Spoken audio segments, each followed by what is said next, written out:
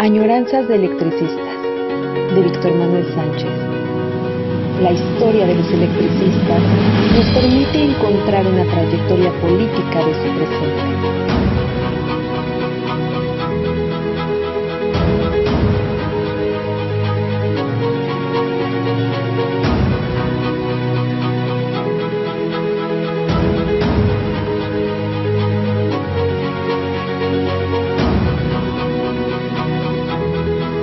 Comenzamos.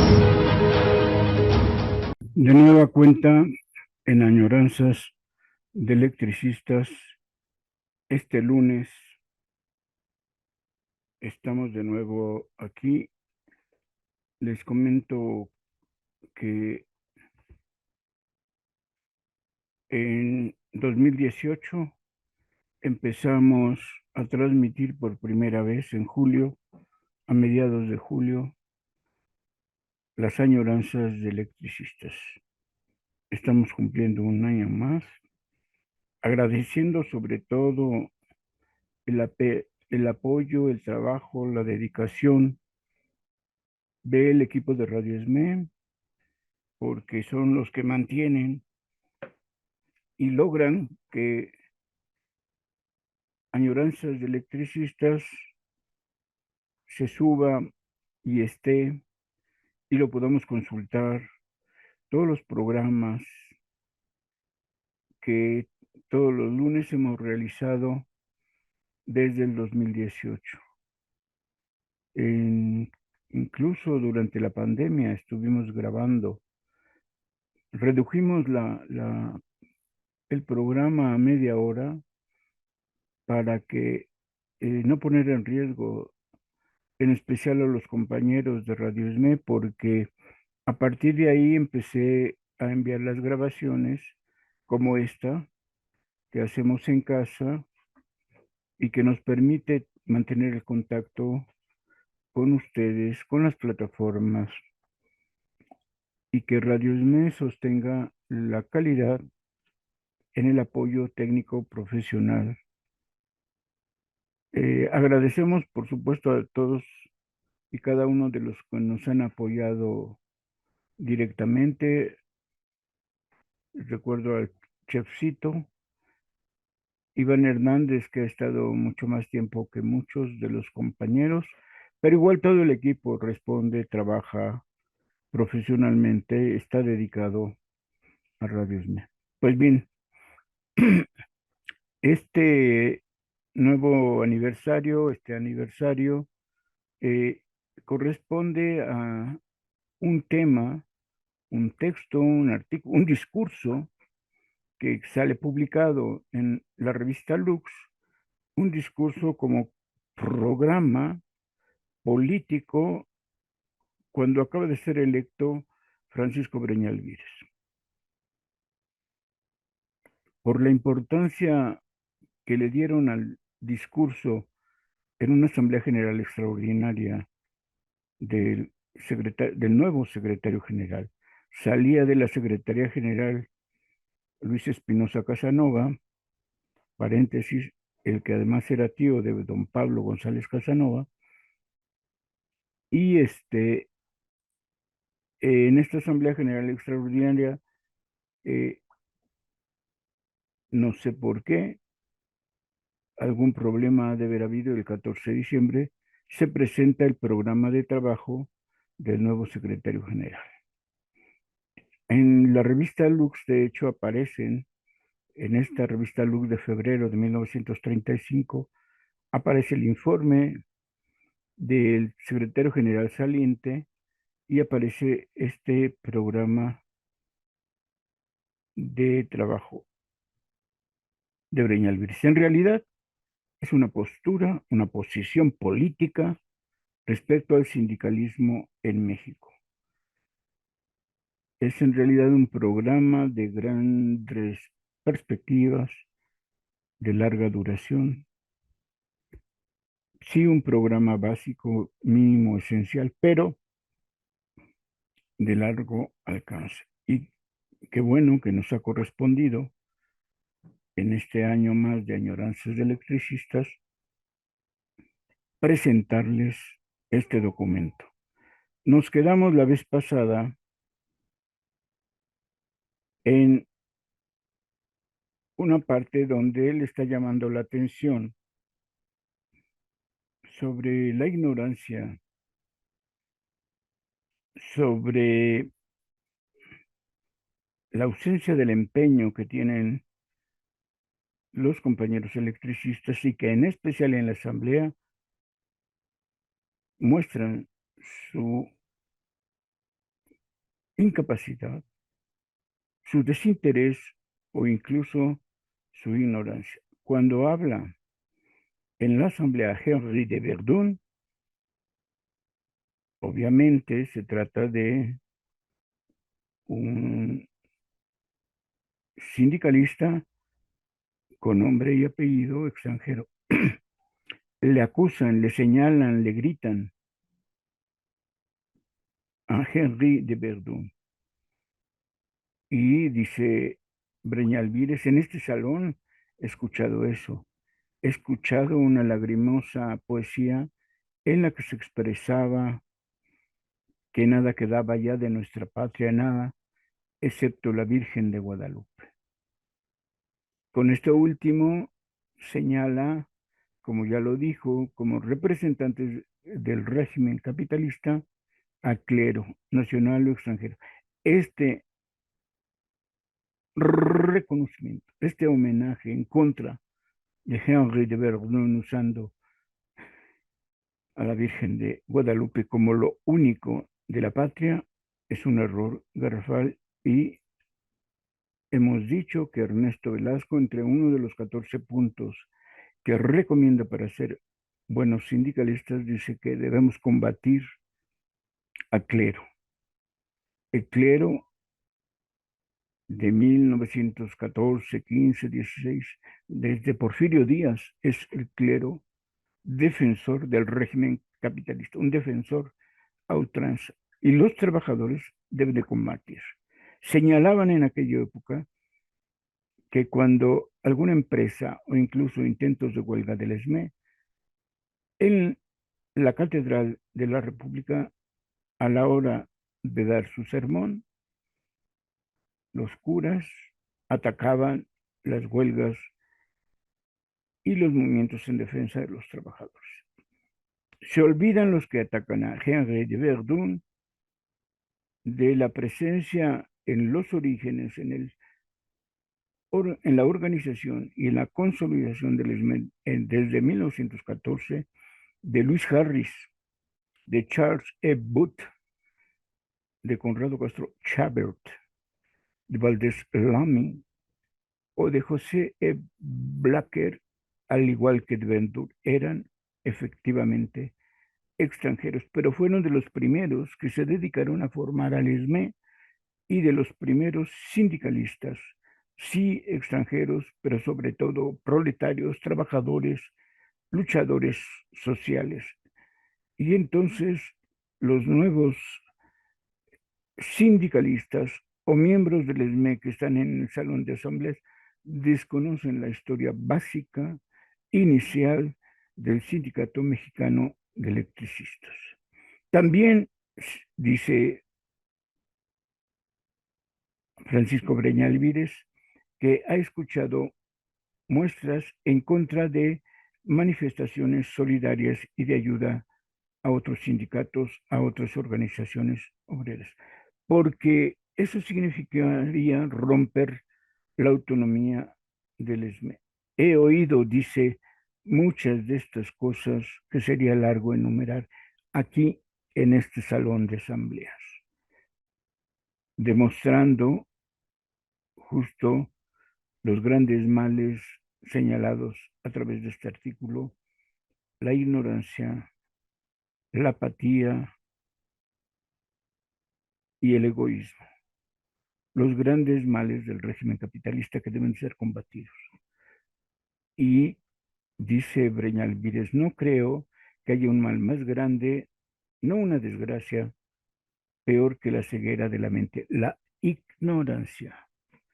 Por eso insiste que los trabajadores ignorantes son la carne de fábrica de los patrones que a costa de ellos lucran, la carne de cañón de los gobiernos, que a costa de ello triunfan, la carne de cañón y de vientre de los líderes, que a costa de ellos engorda, es decir, de los trabajadores ignorantes. Contra este mal terrible no hay más que un remedio, precisa, indica, aclara Breña Alvírez. Enseñar, enseñar, enseñar. En nuestra revista debemos repetir una y otra vez que el verdadero enemigo del trabajador es el régimen capitalista. Este régimen capitalista está personificado en el patrón nacional o extranjero. Este régimen capitalista está representado, personificado en el terrateniente nacional o extranjero. Este régimen capitalista está representado por el clero organizado, nacional o extranjero, en el rentista, en el político profesional, en el patriotero y en el gran comerciante. En una palabra, este régimen capitalista está personificado en todos aquellos que viven no de su trabajo, sino del trabajo de los demás. Por eso hay que enseñar. Y creo que nosotros, a través de la lectura, estamos reconociendo unos elementos. El primero, leyendo Ernesto Velasco, el de 1916, y esta posición política de Breña Alvírez, hay que conocer, saber y criticar el modelo de la revista Luz, porque se necesita precisamente enseñar por medio de ella. ¿Cuáles serán los artículos que cubren este 100% de esta tarea de enseñanza?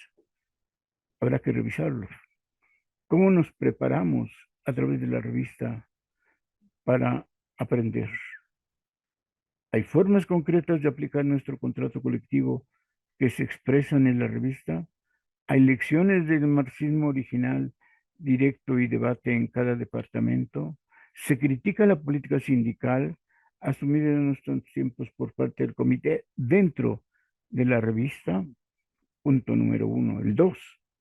Se recuperan en las asambleas departamentales el debate, la discusión sobre temas nacionales. En las asambleas departamentales o en los departamentos se están formando grupos políticos o corrientes sindicales al interior del ESME, aunque no sean en los departamentos, sino en varios departamentos se impulsan las corrientes sindicales dentro del ESME. Se está permitiendo la disidencia como uno de los puntos de vista diversos, horizontales, que deben de crecer y florecer.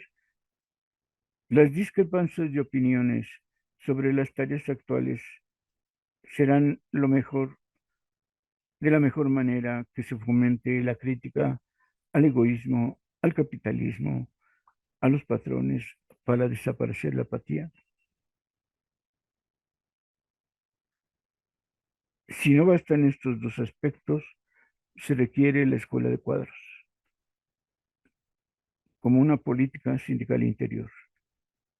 La organización puede ser variada, versátil. Por ejemplo, en cada una de las divisiones puede haber una escuela de cuadros políticos.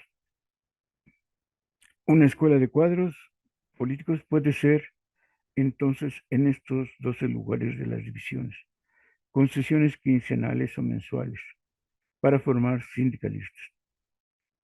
En los grandes centros de trabajo debe haber una escuela de cuadros. Debe de existir, por supuesto, la escuela de cuadros que se empezaba a impulsar en la escuela técnica del ESME. Debe haber materiales que se publiquen en la revista Lux. Hay en 1935 documentos de Marx. Se está presentando el plan seccional de Rusia y por supuesto tenemos los materiales o en este caso este discurso del secretario general que debe ser analizado y criticado porque fue publicado en la revista Luz. Se puede lograr estas características. Dice al final de este primer frente sindical en que dividió su proyecto político. Naturalmente que para que esta tarea de enseñar y las otras que antes he mencionado lleguen más allá de estar escritas en este papel y leídas ante ustedes, necesitamos dos cosas: organización y disciplina. Pero estos temas los propongo tratar al final de esta plática. Fíjense, le llama plática. No es de informe, es una presentación de su proyecto político, pero además quiere que se convierta en una charla, en una forma placentera de escuchar con seriedad su propuesta política. El segundo frente, el frente intersindical, dice así: hablemos ahora a lo que hemos llamado frente intersindical. ¿Qué actitud debemos tomar? ¿Qué actividades debe desarrollar nuestro sindicato en relación con las demás agrupaciones obreras? Y vean lo que va a decir. No debemos hacernos ilusiones. En nuestro país, más definidamente en nuestra agrupación, el espíritu sindicalista está en pañales.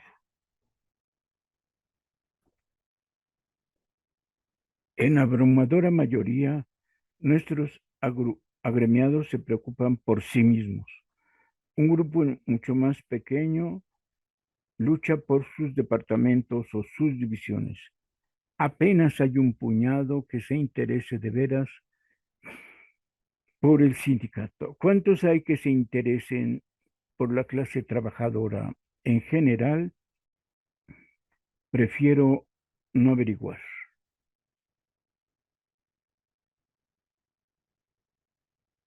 Prefiero no averiguar. Sin conocer más que superficialmente a algunas otras agrupaciones, me atrevería a asegurar que la nuestra es una de las más egoístas y de las más alejadas de las actividades intersindicales. Fíjese lo que está diciendo. Ya llevan 20 años de haber surgido el ESME y dice que el sindicalismo en el ESME está en pañales. Peor a nivel de agrupaciones. Seguramente decayó el asunto, pero vamos a ver la razón que da Breña Alvírez. Luego comentaremos un poco. Muy simple, dice. La razón está en que como sindicato, el nuestro es muy fuerte. No hemos necesitado, pues, para triunfar de la ayuda de otras agrupaciones. Nos ha bastado estar más o menos unidos nosotros mismos. Un sindicato de empresa, el de la Palmolive, el de Palacio de Hierro, pongo por caso, o uno gremial, verbigracia de hilanderos, de zapateros, declaran una huelga y el asunto interesa por de pronto y sobre todo solo a los trabajadores y patrones particularmente afectados. Nos está diciendo, una huelga de zapateros no trasciende. Pero nuestro sindicato no puede declararla sin que 1,5 millones de personas se den inmediata cuenta de que no tienen luz y de que el agua escasea mucho. Una huelga de nosotros no puede ser desapercibida sin que varias decenas de miles de trabajadores se enteren de que no pueden trabajar por falta de energía eléctrica, sin que varios cientos de miles de gentes encuentren dificultades para transportarse. Nuestra huelga no solo afecta a la compañía de luz y subsidiarias y a nosotros, sino afecta a toda la población del Distrito Federal y aparte de 6 estados vecinos. Sin insistir más sobre este punto, por ahora solo agregamos que esta es una de las razones por las que nuestro sindicato, al que algunos tontos o mal intencionados llaman sindicato blanco, no ha hecho huelga desde hace varios años. No la hemos hecho sencillamente porque no la hemos necesitado para triunfar. Y que no la hemos necesitado podemos demostrarlo con nuestro contrato colectivo de trabajo, que es uno de los mejores de nuestro país. Quiere decir que para ser fuertes debemos aislarlos y desatendernos de los problemas y conflictos de las demás agrupaciones obreras. Nada sería más estúpido ni más falto de espíritu obrerista. Debemos, por el contrario, prestarles nuestra ayuda solidaria, sosteniendo correspondencia, enviando comisiones, elevando protestas, publicando propaganda, tomando parte en sus manifestaciones y dando ayuda económica directa si es necesario, según sean las circunstancias. Pero no podemos, en la mayoría de los casos, prestar la verdadera ayuda sindical. No podemos estallar la huelga por solidaridad, porque nuestra huelga, por la gravedad para nuestra, perdón, porque nuestra huelga por la gravedad que encierra es asunto de vida o muerte para nuestra agrupación y no debemos estar arriesgando nuestra vida a cada momento. No podemos, aunque bien lo quisiéramos, ir a la huelga porque una empresa cualquiera esté violando el contrato colectivo o porque un grupo particular de trabajadores esté siendo oprimido y explotado por el patrón. Solo debemos ir e iremos a la huelga, aparte de la defensa de nuestro contrato colectivo, por cuestiones que afecten a toda la clase obrera de nuestro país, como sería el tenebroso arbitraje obligatorio que hace poco apuntaba o cualquier otra restricción legal que se quiera imponer al derecho de huelga. ¿Y qué hay de nuestra afiliación a una central obrera federal o confederal? Nuestro sindicato se vio hace poco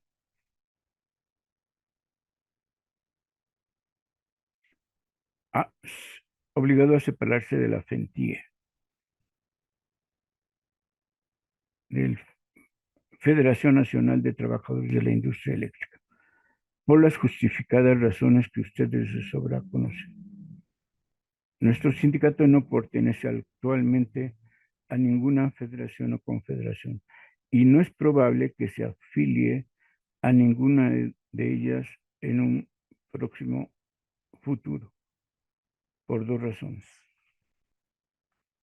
En primer lugar, hay que someterse a los estatutos de la central o federación respectiva y disciplinarse a sus disposiciones, entre las cuales casi siempre se incluyen las de dar el apoyo de huelga solidaria o al menos de paros de corta duración, compromiso que no podemos cumplir por las razones que apunté. No es que no queramos perder parcialmente nuestra autonomía, porque sabemos bien que toda unión, que todo pacto, que todo compromiso implica necesariamente una restricción más o menos grande de ella. La pérdida parcial de la libertad, la subordinación a una disciplina común, es el precio que inevitablemente tiene que pagarse por comprar la fuerza que da la unión. En realidad lo que podemos recordar, y aquí justo lo que está mencionando Breña Alvírez se lo olvida,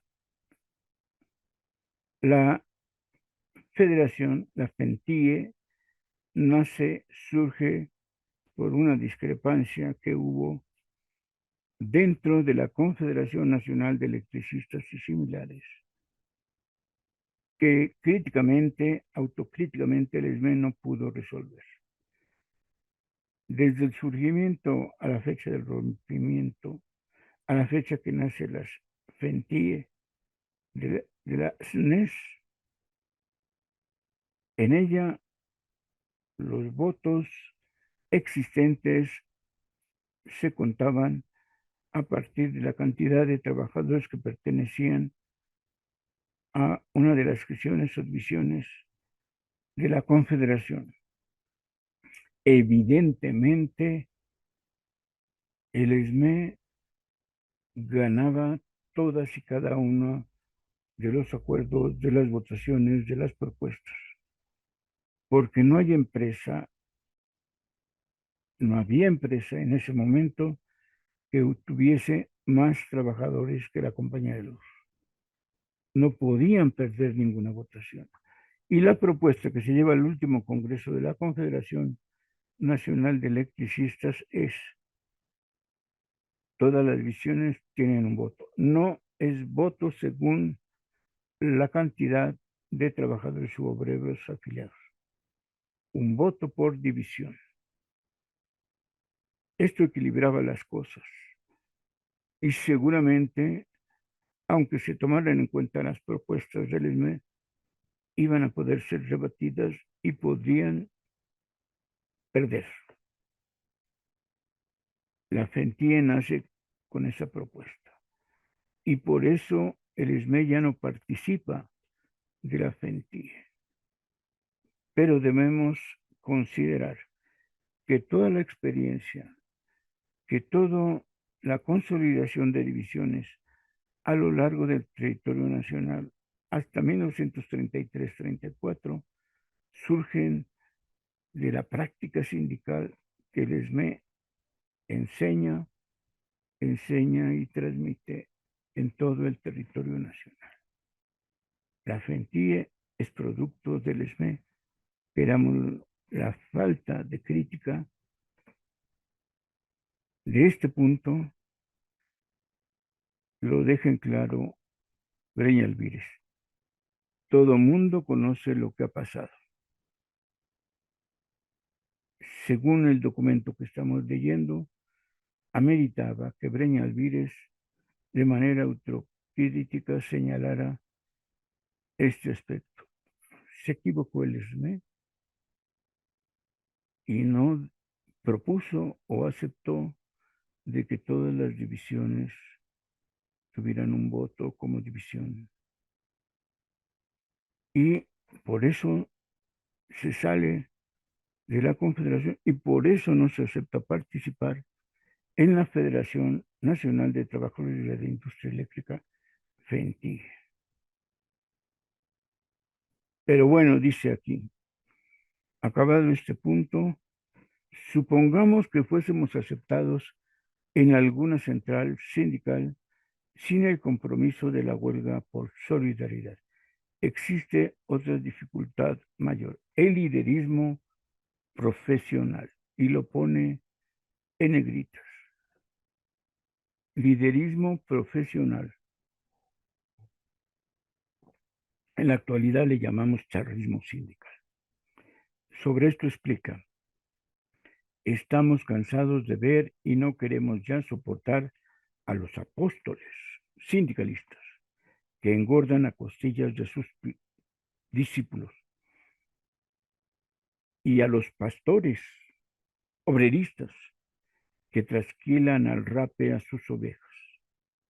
No tenemos el menor interés en ayudar a esos individuos a aumentar un poco la carga de sus bolsillos o la circunferencia de su abdomen. El liderismo obrero profesional, más claro, los líderes que viven y medran de los líderes obreros, son la lepra que roe a las organizaciones de trabajadores y destruye todo intento de unificación.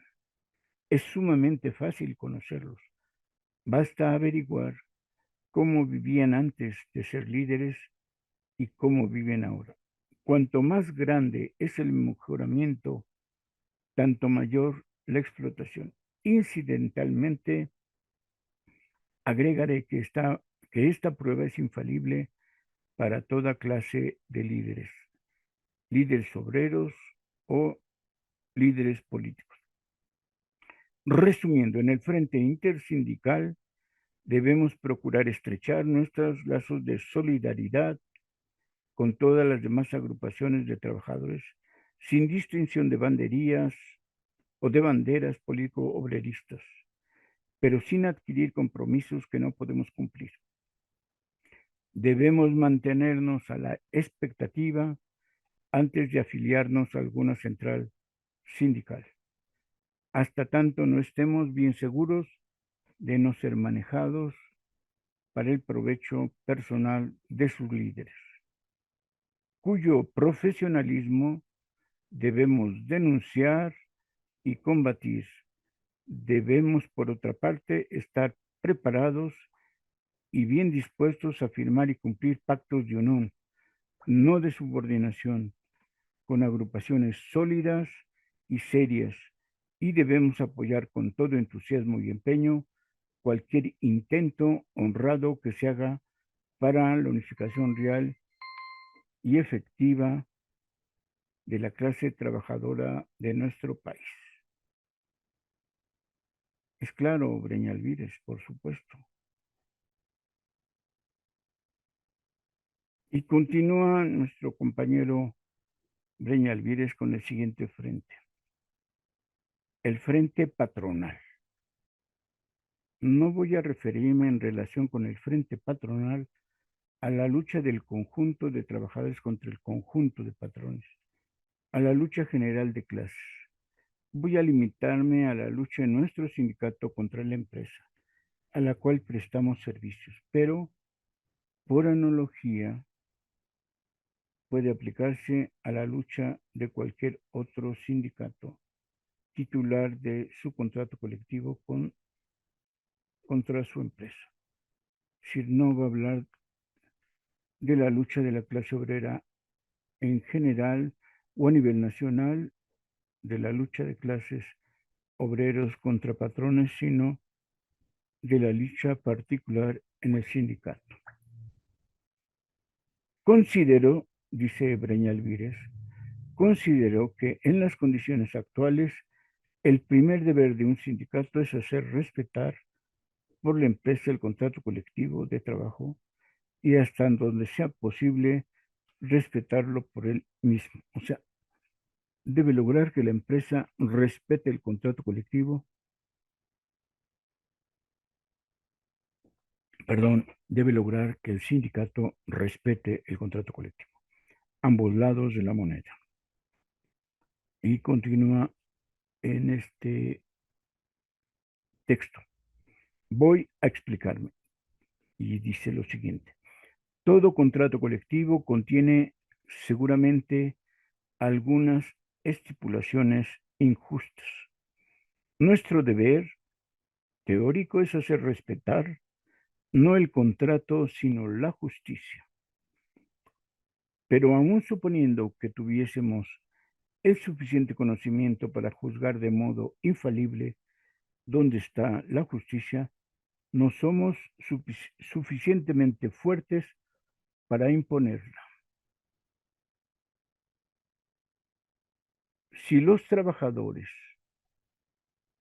vamos a la huelga o al arbitraje en contra de estipulaciones del contrato, aun cuando éstas fueran notoriamente injustas, hay siempre suficiente dinero y demasiados abogados para sacrificar la justicia en aras de la llamada legalidad. Fíjense lo que señala. Podemos recuperar o ir en contra de algunas estipulaciones injustas, pero cuidado, del lado de la empresa va a haber siempre suficiente dinero y abogados. para que en aras de la legalidad se acabe con la justicia. Y dice, ¿quiere decir esto que debemos respetar ciegamente el contrato colectivo? No, por supuesto que no. Fíjense lo que dice acá. Pero a menos que sea indispensable, no hagamos entrar a terceras personas, no demos lugar a que intervengan para protegernos paternalmente, sino unámonos, enfrentémonos directamente con el patrón. Y esta es la parte muy clara. Y hagámosle sentir que si él puede ser legalmente injusto, nosotros podemos ser ilegalmente justos. Repito, porque este es un tema muy importante. Hagámosle sentir al patrón que si él puede ser legalmente injusto, nosotros, los trabajadores, podemos ser ilegalmente justos. Para no hablar más de esto, solo quiero agregar que mientras más unidos estemos, más adelante podemos ir por este camino. El sindicato debe hacer respetar su contrato colectivo en todo lo que le protege, pero no debe de pretender ir más allá. Mientras no se presente la ocasión legal, más claro, mientras no se venza el término del contrato. ¿Por qué? Lo repito, porque aún no somos lo suficientemente fuertes.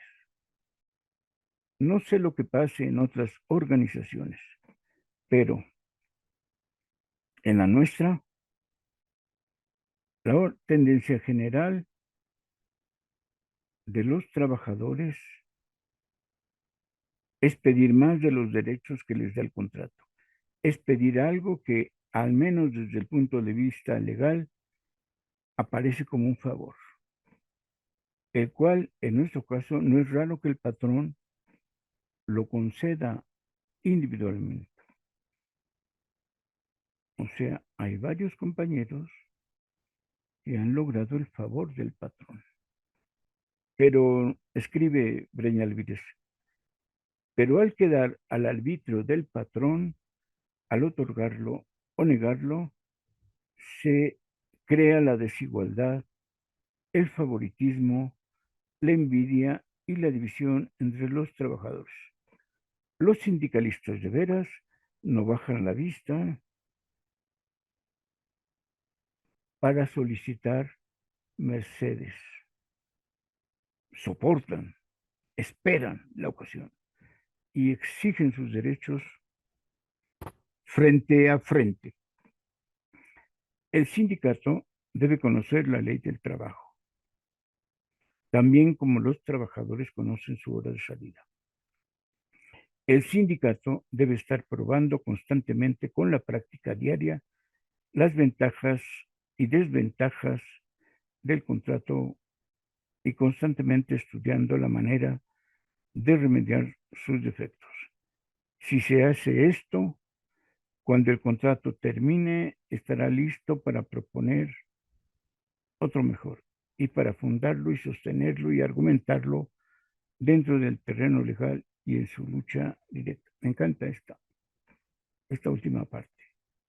Todos los trabajadores o en cada departamento, sección o centro de trabajo deben estar revisando el contenido de su contrato, verificando que está adecuado o encontrando, apuntando, señalando los errores y los elementos donde debe de ampliarse ese contrato colectivo. Es decir, todo el tiempo checando cuál es la legalidad, cuáles son las incongruencias o los errores del contrato colectivo. Estudiarlo de manera constante, al mismo tiempo que la Ley Federal del Trabajo. Es decir, en cada centro o departamento de trabajo debe estarse estudiando de manera constante estos aspectos. De tal manera que cuando ha vencido el plazo del contrato colectivo vigente, ya hay en el papel argumentos y condiciones para promover los cambios que en cada lugar, desde cada trabajo o departamento deben realizarse. ¿Para qué? Ese es el momento de que se haga la justicia ilegalmente, para aplicar lo ilegalmente justo. Estos finales están increíbles. El frente gubernamental.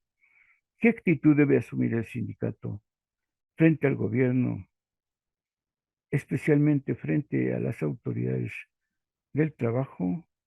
Se me acabó el tiempo y el frente último lo veremos en 8 días en este aniversario de Añoranzas de Electricistas, agradeciendo a Radio SME por todo lo que hacen para mantenernos durante estos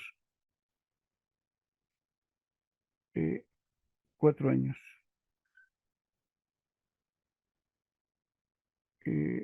18, 19, 20, 21, 22 y 23.